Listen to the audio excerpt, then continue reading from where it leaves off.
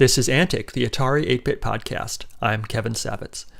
In 1986, ICD released the RTime 8, a real-time clock cartridge for the Atari 8-bit computers. One reason it's an interesting cartridge is that it has a pass-through port. You can plug another cartridge into it and then plug it into your Atari.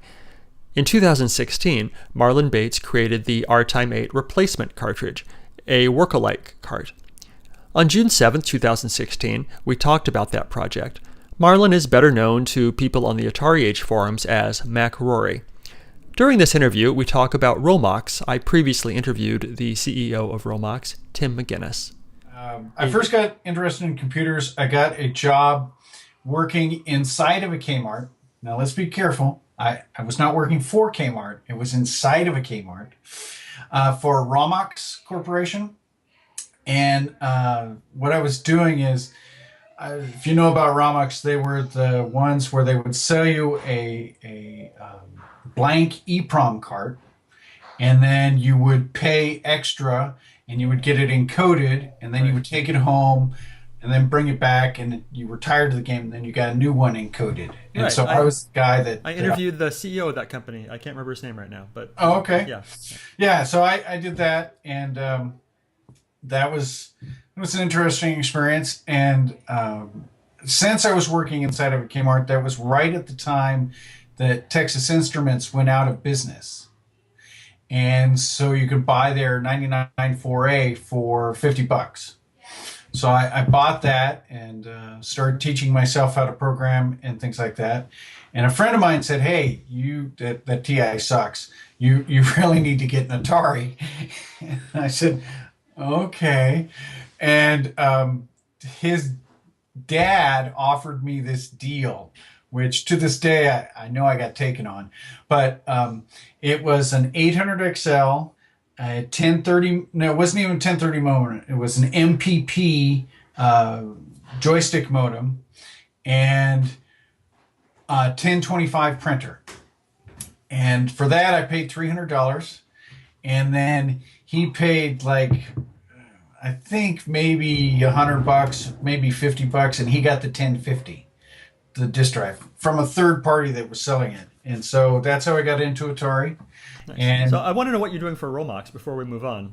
Oh, I was literally the guy running the kiosk. And so people would bring their carts in, and I would, I'd sell them the carts, or I'd reprogram them for them. And I was the representative inside Kmart doing the Romox stuff. So they needed a full-time employee at every kiosk to run it? Yeah. Okay. That's how it worked. I was the one I would do, I literally would do the spiels for it. I don't know if Kmart does this anymore, but they used to do blue light specials, and they would move a swirling blue light to your department.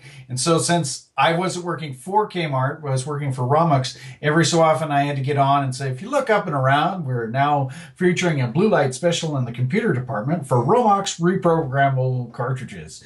Come on by and we'll do whatever we were doing that day." So I did that for about 6 months. Was it 2600 cartridges or? 2600 cartridges, 400, 800 cartridges, TI 99 4A cartridges, VIC-20 cartridges. It was, I don't know how to put it. In my mind, it looked like it was about yay big, maybe about 2 feet by, maybe about 4 feet by 2 feet. And it was an amber screen. And then it had little bays in it that you could plug the cartridges in. And then you turned a key, and that programmed whatever cartridge you put in it. And if people brought in a reused one or a used one, you had to crack it open and put it in a little drawer. And I remember specifically that you had to put it in there, and it got freaking hot. And so the trick was, not only did you have to put it in there, but not burn your fingers, which I failed to do all the time, to clear the chip so that you can burn it. And there was no test to see if the chip was clear. You put it in, and if it wrote, then it was great. You had cleared it. And if it didn't write, then you had to go through the process all over again. And so, yeah, that was a major pain in the butt. But yeah, they literally had cartridges for every system, and you sold them a blank, and then a second sale was to sell them a new game, and a couple people brought them back in and got them reprogrammed. Um, so really, if you think about it, that was the first type of digital sales because they didn't get to keep a separate copy of it. So if they got a new game on it, then that was gone. If they wanted the first game, they had to pay for it again. So, but I did that for about 6 months. Wow. All right. That's super interesting tangent. I didn't expect to go on. Okay. So Yeah, it was an interesting system, and the key, weird things you remember about it, but the key to activate it was one of those keys that you see on arcade machines, the little barrel bolts, and it was on a regular leather little key fob for some kind of car. so how many people would you get a day? I can't imagine you have more than one or two people in an 8-hour shift who are coming in for. Yeah, that's about right. Yeah. Yeah. Yeah, I mean, that was what the blue light specials were for, to try and get people back to the department. But yeah, we didn't get a whole hell of a lot. Did you have a game system there to keep you entertained for the rest of the time? No, no, no. And there were a couple of times I know that because every time you turn the key, it rang up a sale.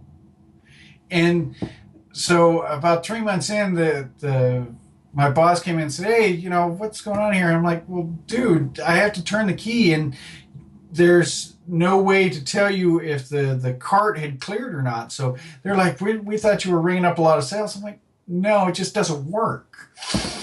And okay, well, we'll fix that. I never fix that. Okay, so you bought a used Atari system. Yeah. And what year is it now?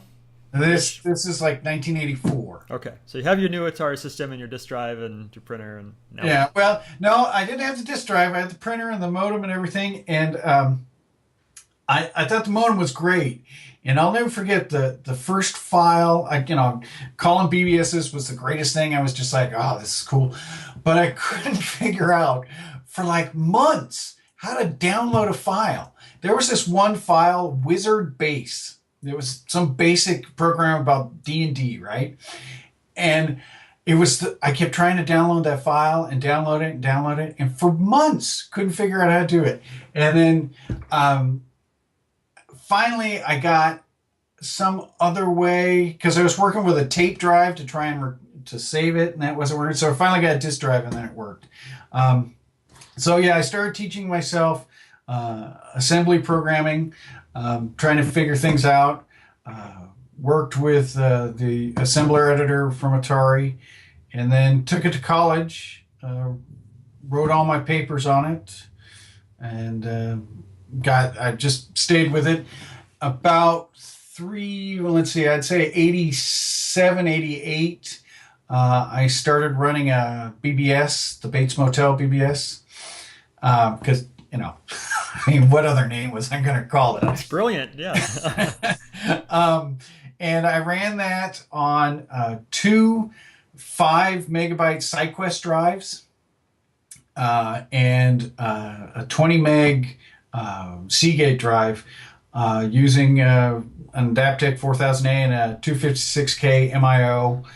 And some ran serious that horsepower. That's a lot of storage. And I was cobbling it together. Yeah. And I think the system got up to, it was at 2400 baud for a long time. At one point, I contemplated getting a 9600 baud modem, but it was like $1,000. I mean, literally $1,000. And I was like, no. So it stayed at 2400 baud for quite a while. And then I traded all of my 8-bit stuff in, except for the BBS, to San Jose Computer for an Atari ST and a disk drive and a monitor. And kept going with Atari. And I've in fact, the Atari ST is what got me into the Mac, because David Small's Spectre GCR. I thought that was the greatest thing. I just, to this day, I think emulation is just amazing. But I got the Spectre GCR and started playing Shufflepuck Cafe, and started doing stuff on the Mac, and realized that it just was working a lot better. Because one of the things I really liked about the ST was NeoDesk.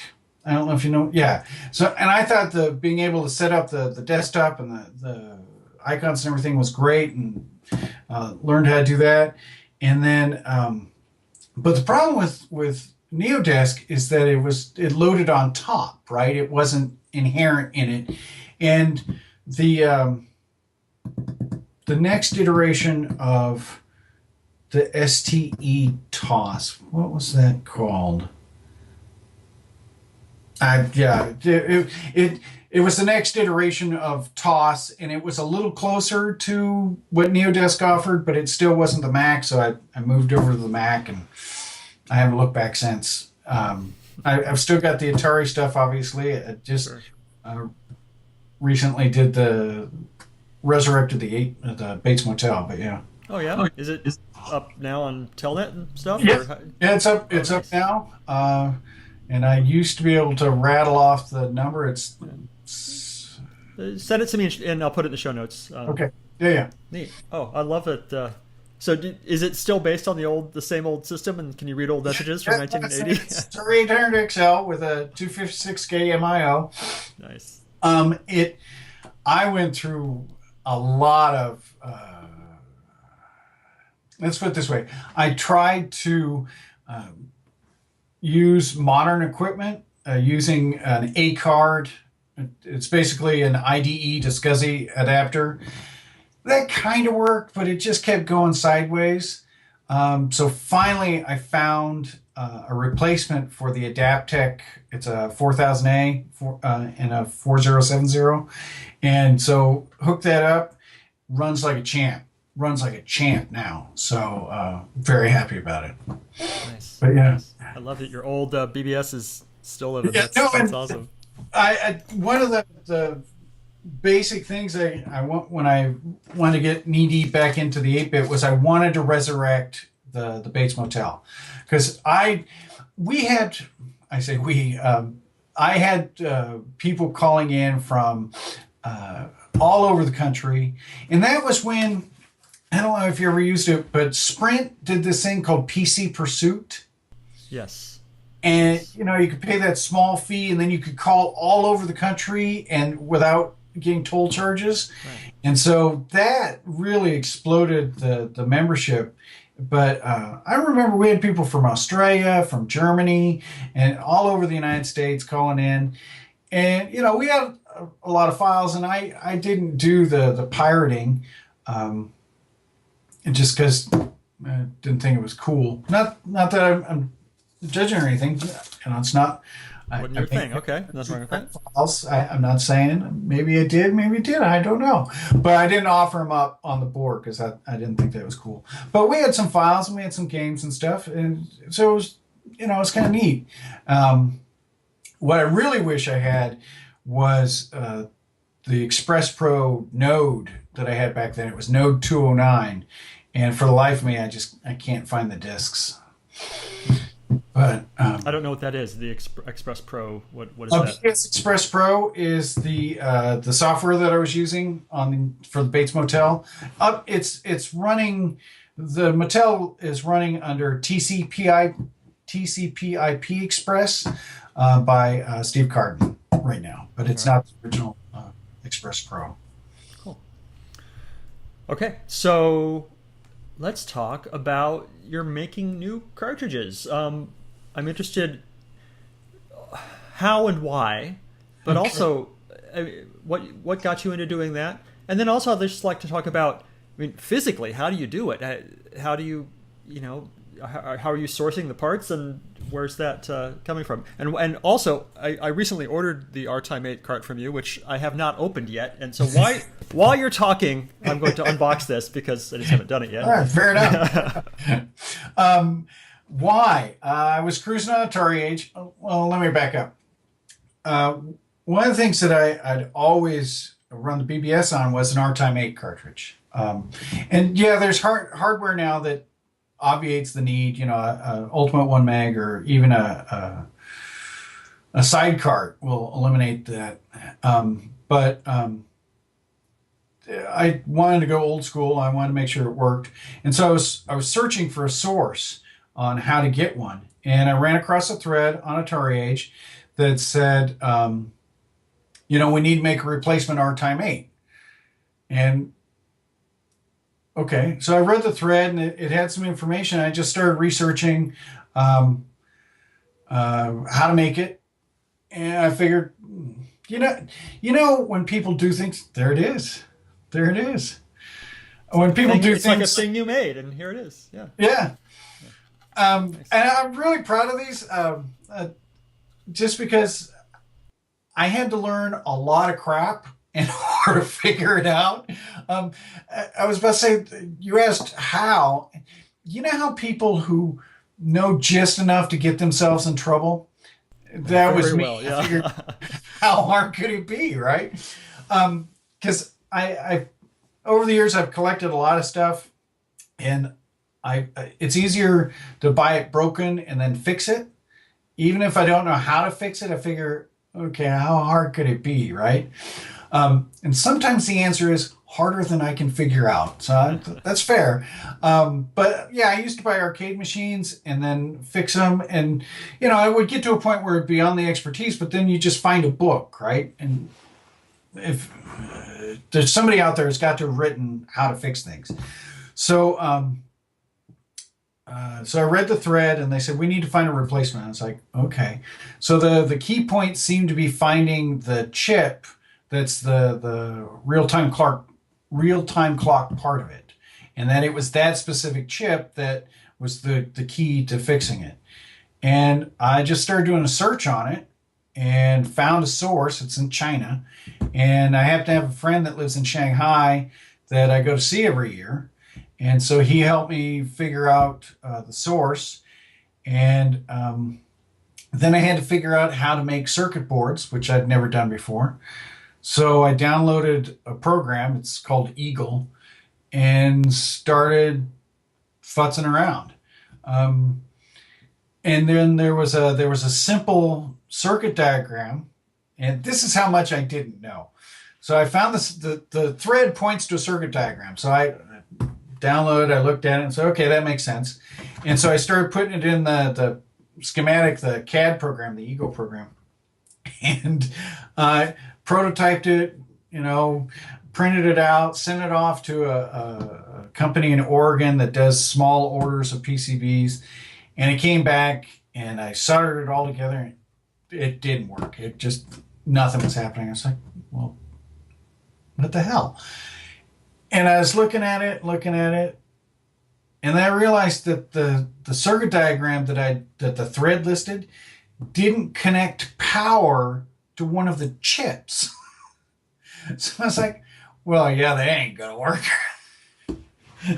So I was like, all right, so okay, I think I got a little ahead of myself here. So then I backed up and did a breadboard prototype, which I'd never done before. I was like, it's wires.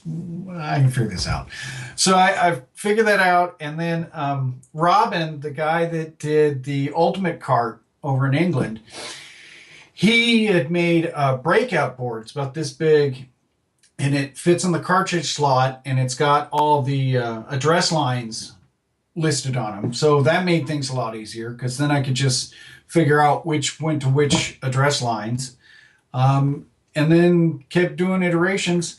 There may have been 10 or 12 iterations of the circuit board. And you had to send off to Oregon every time to have them. Yeah. And so that may have gotten a little expensive.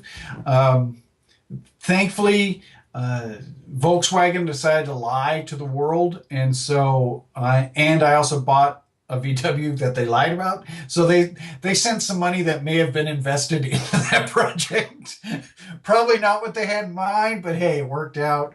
And so finally I got a prototype that I thought worked.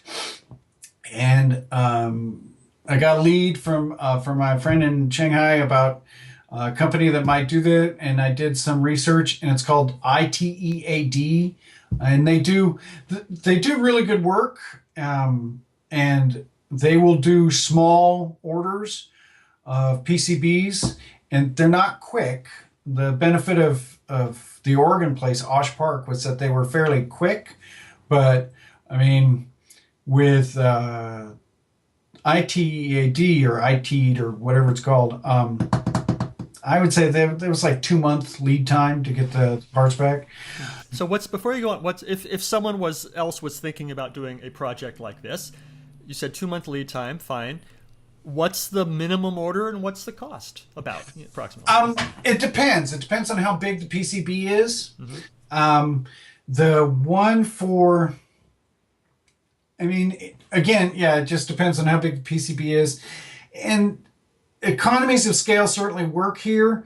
If you're ordering like 200 boards, then it's probably, $3, $4, $1 or $2 a board. For Osh Park, it's dependent on size, but that's more along the lines of $4 or $5 a board, just because. And you have to order certain minimums with Osh Park.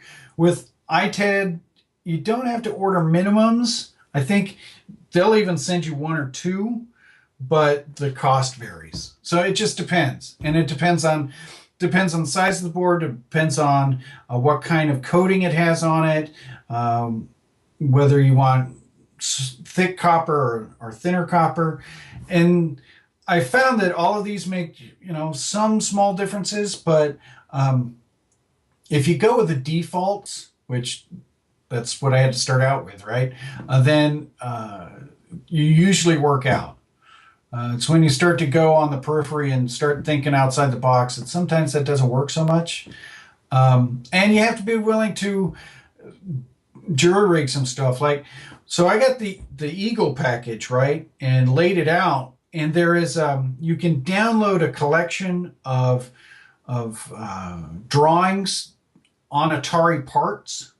So the cartridge port, for example, if I hadn't have found that would have taken me like I don't know how long to create. I mean, someone else has already have the drawing for that, yeah. And I had to futz with it a little bit because it was set for the cartridge port on the motherboard. Mm-hmm. But yeah, so getting that connection at the bottom was easy, but trying to replicate that for the pass through, that was a pain in the butt. And then drawing the signals and making sure that everything went through and I didn't corrupt the transfer. Yeah. I haven't actually done this yet. Like I said, I just opened this. Do they actually fit together? Well, I hope so. They do on the Ultimate Cart and things like that. And, I'm only grabbing weird, rare carts. Yeah, that one works. So yeah, there you go. Yeah, and it works great. Like on the Ultimate Cart, it works on language carts, which is what it's supposed to, and obviously in the original SDX. I haven't tried it with. I saw Lenore's or DropCheck's Super Spardust. I have one of those. I haven't tried it with that because mainly I'm not because she's got an RTC on that cart. So I'm not sure if it would conflict. Oh, right. That wouldn't make sense to have two. Yeah, I couldn't make it fit, but I didn't try too hard. Yeah. But so and drop. So anyway, so you found the schematics for some of the parts already that you could just put it into your CAD. And so I had to futz with them a little bit, but I mean, you just keep trying, right? And so I guess if anybody else wants to do something like that, you kind of keep trying at it. And you have to have some patience and a lot of solder. What about the case? How do you get the case done? Okay, so that's a modified from DropCheck's or Lenore's design. She put one up on her website. She's bitsofthepast.com, right? Right. Okay. And she and I have been trying to modify it to make it a little better because it's my original thought was is that I would get a 3D scanner and I would scan the original RTime 8 or Sbarro DOS X cart and then replicate it with a 3D printer. That didn't work out so well.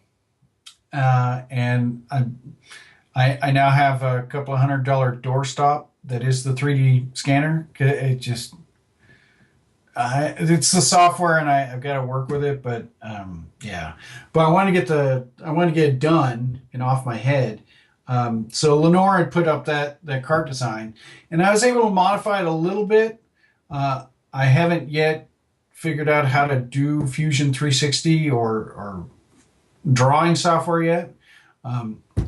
But I was able to figure enough about the software so I can modify it so it's a little bit shorter, and that the well where the pass-through connector goes is a little bit deeper, because on her original they wouldn't snap together and stay that way. So these are 3D printed? Yeah. Nice. And I had to learn. I've been through 3 3D printers. I've had to return 2 of them, and finally the third one seems to be stable. I've learned all about. So then, I mean, there are so many things that I had to learn about this process. It's just ridiculous. I had to learn how to do the schematic. I had to learn how the PCB printing process does. Then I had to learn how to do 3D printing, and there's like 15 different materials that you can use to print 3D stuff, and they've all got variants in terms of how well they stick to the board. It's just ridiculous. And at the end of it, I'm just like, why am I doing this? And then it all came together and it worked. And, it really all started because I wanted an RTime 8 cart and I couldn't find one. Mm. And so is it that the old RTime 8 carts are just hard to find and they're rare, or do they not work anymore because they're not Y2K compliant? I mean, what was the problem with the original? Both, actually. So the first problem is that you just can't find one for sale, and if you do find one on eBay, it's $100, which is fine. If you're just going to buy one, I guess, whatever. But the second part is that they just fail. So hold on, wait. So you spent how much in order to save $100 on eBay? Yeah, I'm almost broken even. Sorry, go ahead. Well, I try not to think about that too much, but yeah. And that's part of the problem of you don't know enough to not do it, and by the time you're halfway in, you go, I guess I got to do it now. But yeah, if you can find them, they're expensive. And the other thing is they just fail. Either the chips fail or ICD soldered the battery onto the board. So, if the battery goes out, the whole thing's done. So at the very least, you have to take that battery off and put a socket on.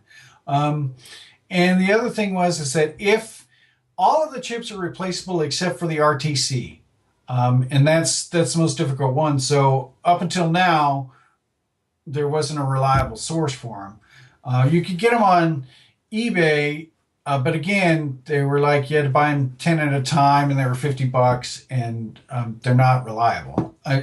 Not a reliable source, not in terms of reliability for the chip. So all that culminated together of, well, I guess I'll just build one, with no delusions of grandeur that it would ever sell. Because, just to cement that home, right before it got finished, Dropcheck came out with the Super SDX cart with the onboard RTC. I was just like, okay, well, yeah. Never mind. A niche product became even more of a niche product. Right. But, a lot of people on AtariAge have bought them, not droves, but enough. How many have you sold? About 15. So, That's okay. Could be worse. Have you broken even yet? No. Is it possible to break even? Yeah. Okay. I need to sell a dozen more, and I will break even. Excellent. So at the end of the month, they're going on eBay, and I mean, if RTime 8 carts sell for about $100 or more on eBay, I figure if I put these on for, you know, $60 or $40, then they should be fine. And I just need to sell 12, you know, and after that it's gravy. Sure. So, and it's also got me into some other stuff. Yeah. Like Mike put out the TK2, the keyboard connector, and I in terms of sending that stuff to Osh or to IT, you know, I printed a couple of extras. So now I put those together for people that, you know, either don't want to or don't have the skills to. I'm going to start putting together the ultimate carts for people that want them, because there seems to be a big demand for those. And again, there's a couple of TI stuff that's out there, so some flash RAM carts. You said you're somehow involved with the trans key. Is that something else? Right. Yeah. So yeah, the trans key too. So if Mike put out the designs for him, and he sent me an early copy of it that I've been using. So I had extras, and so I'm just putting them together for people and selling them. And again, I think I charge like $5 plus parts, you know, so I think it gets people out there and involved into hardware projects that maybe they wouldn't have ordinarily tried. So yeah, it keeps me busy. You know. Nice. So you become a Atari fabrication. Right. Yeah, that's pretty much the way it is. An Atari hardware fabricator, which accidentally. That's yeah. Yeah. So yeah, Nice. It's fun. So is the cartridge that you spent months creating, is it now running on your BBS? Yes. In fact, it runs. That's how I've been doing burn-ins for people that buy them. Mm-hmm. And so when an order comes in, I will put together a new one, test it, and then take the one that's been on the board for, you know, a week or whatever, pull that out and sell that to them, and then put the new one on the board for testing. Nice. So is there a battery in this, or yes. Yeah? And the battery socket, everything is socketed. Mm-hmm. So it's completely replaceable. The cartridge comes apart. I mean, the way I figured it is, I'm going to make it so that it never suffers the same pitfalls that ICD did, right? It's got a pass-through that's fully capable. Both chips are socketed. The battery socketed. And then there's two versions. One's a complete replacement. And then since the original idea was to try and replicate the RTime 8, the other version is a drop-in replacement for the RTime 8. So if you've got an original shell, then you can put this board in it. And it's all socketed and everything too. So, do you have your next project in mind? I mean, there's a couple of things. So I just got some boards for some flash RAM carts for the TI. So I'm going to see about putting those together. We established earlier that the TI is not a good machine. Why are we... Yes, I understand. but you know, it's like your first love. Even if you didn't love it, it still has that position. Okay, all right. Then I finally got the parts to create the ultimate, I think I said this earlier, the ultimate cart that Robin put out. And so I'm going to try my hand. I've got one for my own. I'm going to try my hand at putting them together and selling them for labor plus parts. Other than that, the friend of mine in Shanghai, I'm about to go visit him in a couple of weeks. He's got some ideas about creating some hardware stuff. So we'll see what happens. Nice. What do you do in real life? I'm a professor of rhetoric at the University of the Pacific in Stockton. I've been doing that for about 12 years now. Nice. Fun. I literally have a PhD in bullshit, which is good. I like it. Just like every other PhD. Mm-hmm. But yeah, I've actually been on sabbatical for the last year. Supposed to be writing a book about... Yeah, my research is on video games, and so my PhD was on Ultima Online, And so how people use online video games, trophies, things like that, to create a rhetorical identity. Interesting. A rhetorical identity, is that like your avatar, your online avatar, or? Yeah, but my argument is that that's an extension of the physical self. So literally, I don't think that there's a divide between how we exist here and how we exist online. So AtariAge, for example, is a perfect example of that extension. It's obviously not video games, but I mean, most of the people on there refer to each other by their avatar name, right? Like people on AtariAge refer to me as MacRorie. They don't refer to me as Marlin. Right. Sometimes in private conversations they do, but those are people that I've dealt with, personally, face to face. Like, Dropcheck. Most of the people on there refer to Lenore as Dropcheck, or My Tech Controls is Michael, right?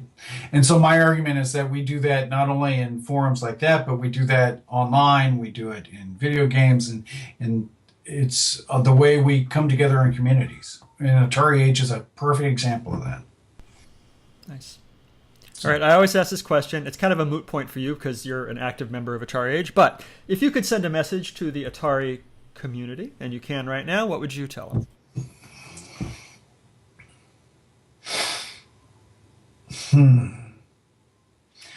I would say, reach out to people in ways that brings everybody together.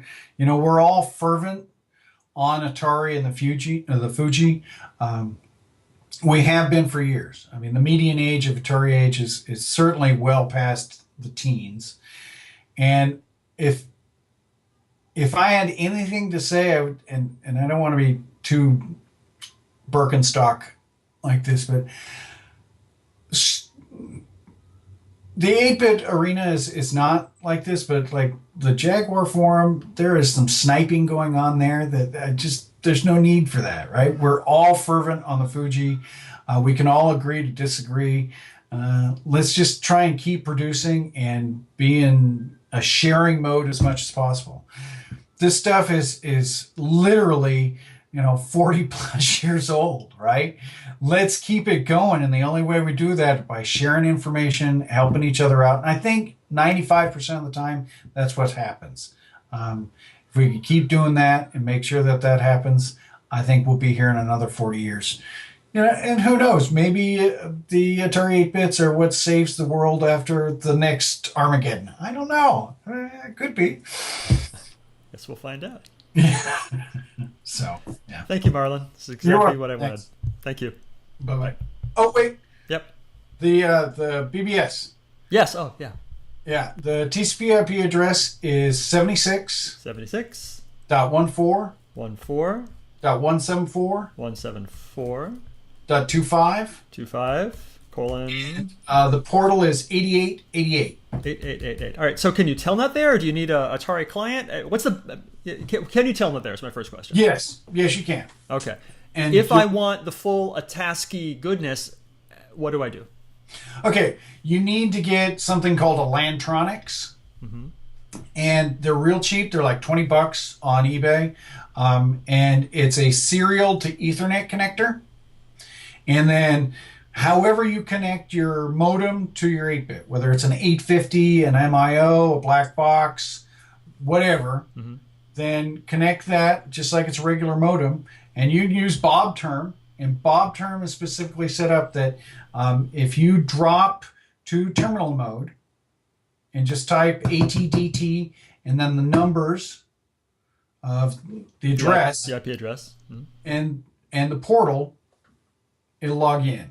Wow. And it does, and it's very easy to set up. The easiest solution is to buy Atari CX87 modem cable. Now you can wire one up. I mean, you just get the pin out, but that's the easiest way to do it. I think B&C is selling one for like $15 on eBay. Right. And then hook that up, and you don't have to connect any wires or anything. You just set it up and you're good to go. You might have to set some parameters on the Landtronics itself, but the software for that's real easy to manipulate. And once it's set, you never have to worry about it. Now, I haven't looked yet. Landtronic sounds like a brand. Do you know a model number, or was it completely? Yeah, there's two that work perfectly. One is the UDS-10, UDS and 10? yeah, and then the other one is the UDS 1100. All right. Is there one better than the other? Does it matter? Some people say there's a difference. I use both. One the BBS is connected to, and one my daily driver is connected to. They work fine. I haven't seen a difference. Some people swear by one or the other. All right. I'm getting one. I'm going to see what happens. I'm And excited. it works out really nicely. And there's if you go on AtariAge, there's a list of BBSs. There's also a huge list of BBSs that's maintained about all these BBSs that you can telnet to. So now in the future, if I can swing it, I want to get a MUX, which a multi-user, and set up a second line for the Bates Motel and have that connected to a landline, because that would be the great resurgence, right? Is not only is the motel up and running, but the second wing is really the way it was meant to be, right? Right. And so, I've got the SX22 SX212 sitting by, just so it'll be connected up. But yeah, I'm gonna need a MUX for that. Fun. Excellent. Thank you for the information. You're welcome. Thanks good for one. being here. I'll talk to you.